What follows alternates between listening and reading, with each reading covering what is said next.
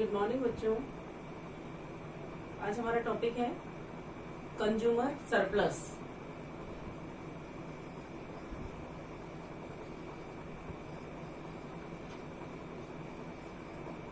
Consumer surplus या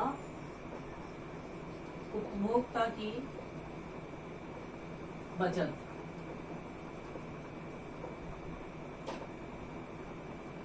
उपभोक्ता की बचत के बारे में विभिन्न अर्थशास्त्रियों ने समझाने का प्रयास किया है। इससे पहले हमने पढ़ा है मार्जिनल यूटिलिटी एनालिसिस या सीमांत उपयोगिता विश्लेषण, जो कि उपभोक्ता के व्यवहार से संबंधित अध्ययन था। उसके बाद हमने पढ़ा था ऑर्डिनल अप्रोच या क्रमवाचक विश्लेषण, जिसमें तटस्थ वक्र विश्लेषण के द्वारा हमने उपभोक्ता के व्यवहार को जानने का प्रयास किया था। उसी से संबंधित है उपभोक्ता की बचत। उपभोक्ता की बचत के बारे में मार्शल ने 1890 में 1890 में मार्शल के द्वारा, इनकी प्रसिद्ध पुस्तक है प्रिंसिपल्स ऑफ इकोनॉमिक्स। मार्शल ने 1890 में अपने जो उनकी फेमस बुक थी प्रिंसिपल्स ऑफ इकोनॉमिक्स या अर्थशास्त्र के सिद्धांत में यह बताने का प्रयास किया था कि उपभोक्ता किसी वस्तु से वंचित रहने की अपेक्षा उसके लिए जो वह देने को तैयार होता है तथा वास्तव में जो वह चुकाता है, इन दोनों का अंतर उपभोक्ता की बचत है। और जो इन्होंने माना है वो ये माना है कि जो चुकाता है तथा जो वह देने को तैयार है, यानी मुद्रा, जितनी मुद्रा वह देने को तैयार है और जितनी वह वास्तव में देता है, इन दोनों का अंतर ही उपभोक्ता की बचत को मापने का एक मौद्रिक पैमाना है। तो मार्शल के अनुसार हम उपभोक्ता की बचत को तालिका के द्वारा भी जानने का प्रयास करेंगे और रेखा चित्र के द्वारा भी समझने का प्रयास करेंगे। देखिए, माइक्रो इकोनॉमिक्स या व्यष्टि अर्थशास्त्र, जहां भी आपको जो सिद्धांत या आप कोई भी किसी भी अर्थशास्त्र के द्वारा प्रतिपादित विभिन्न सिद्धांत या नियम हैं, उन्हें आपको रेखा चित्र के द्वारा स्पष्ट करना आवश्यक है।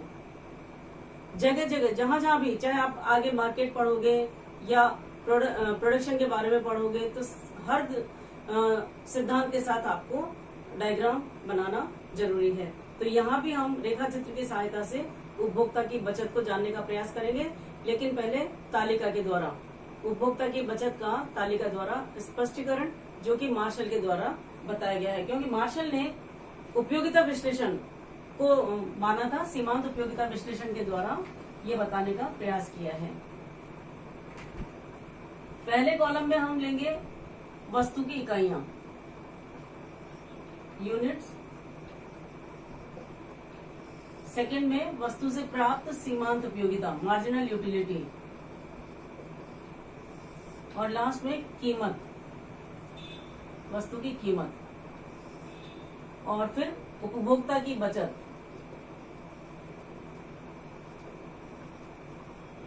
जिसे कंज्यूमर सरप्लस CS।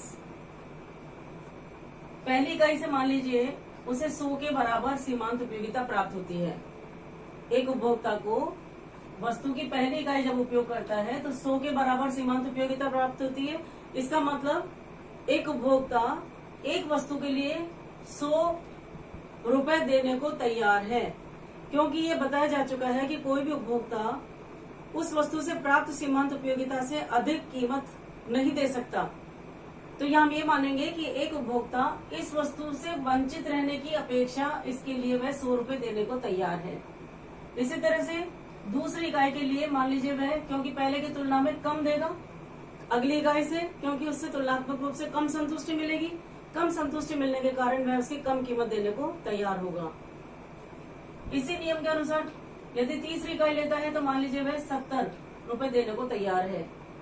चौथी इकाई लेने पर वह 50 रुपए ही देने को तैयार है। पांचवी इकाई लेने पर मान लीजिए 30 रुपीज देने को तैयार है। और अगर उसी वस्तु की छठी इकाई वह लेगा तो वह 20 रुपए देने को ही तैयार है। तो यहाँ पर यदि कोई उपभोक्ता किसी वस्तु से वंचित रहने की अपेक्षा ये देने को तैयार है, इससे वंचित रहने की अपेक्षा ये रुपए देने को तैयार है, लेकिन जब मान लीजिए वह बाजार जाता है और उसे पता चलता है कि हर की कीमत 20 रुपए है, तो वह देने को, पहली इकाई के लिए देने को तैयार था 100 रुपए, लेकिन वास्तव में कीमत है 20 रुपए। तो यहाँ पर उपभोक्ता की बचत हो गई 100 minus 20 is equal to 80 rupees. Marshall की परिभाषा पर वापस आइए कि कोई उपभोक्ता किसी वस्तु से वंचित रहने की अपेक्षा जो देने को तैयार है, जो मुद्रा में देने को तैयार है तथा जो वह वास्तव में चुकाता है, इन दोनों का अंतर उपभोक्ता की बचत है। तो जब बाजार जाएगा या मार्केट में जाएगा तो उसे मालूम चलेगा कि हर वस्तु की इकाई की कीमत यहाँ 20 रुपए है। अगर पहले की इतनी है तो उसकी कीमत समान है।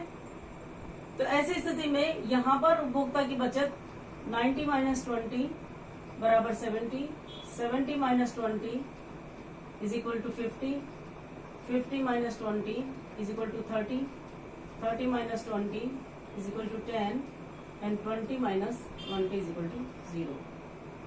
अब इसका टोटल कर लें तो यहां पर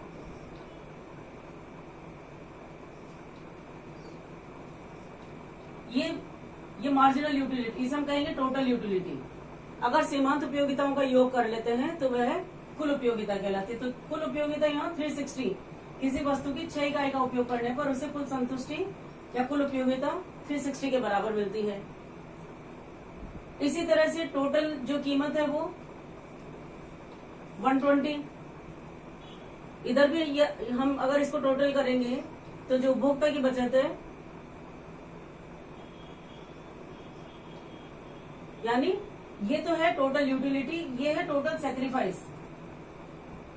तो कंज्यूमर सरप्लस फॉर्मूला बन जाता है उपभोक्ता की बचत का, consumer surplus is equal to total utility minus total sacrifice या टोटल एक्सपेंडिचर, टोटल सैक्रिफाइस या टोटल एक्सपेंडिचर। एक उपभोक्ता इतना देने को तैयार था, टोटल इतना देने को तैयार था, वास्तव में वह ये चुकाता है, इन दोनों का अंतर उपभोक्ता की बचत है।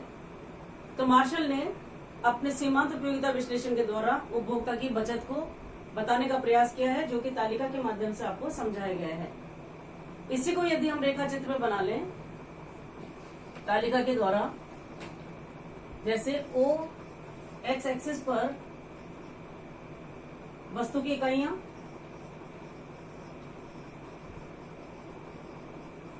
और ओ वाई एक्सिस पर मार्जिनल यूटिलिटी एंड प्राइस, सीमांत उपयोगिता और कीमत ओ वाई एक्सिस पर हमने बनाने का प्रयास किया है। 20 से 100 तक है, 20, 40, 60, 80 और 100।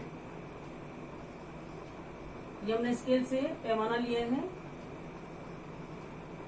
और यहां हम 1 सेम डिस्टेंस पे 2, 3, 4, 5 एंड 6 ये वस्तु की इकाइयां। अब आप तालिका के अनुसार इसे बनाएंगे तो 1 पर है 100, पहला पॉइंट यहां मिल गया।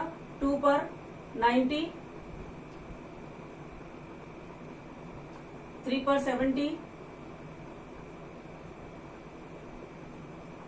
4 पे 50 एंड 5 पे 30,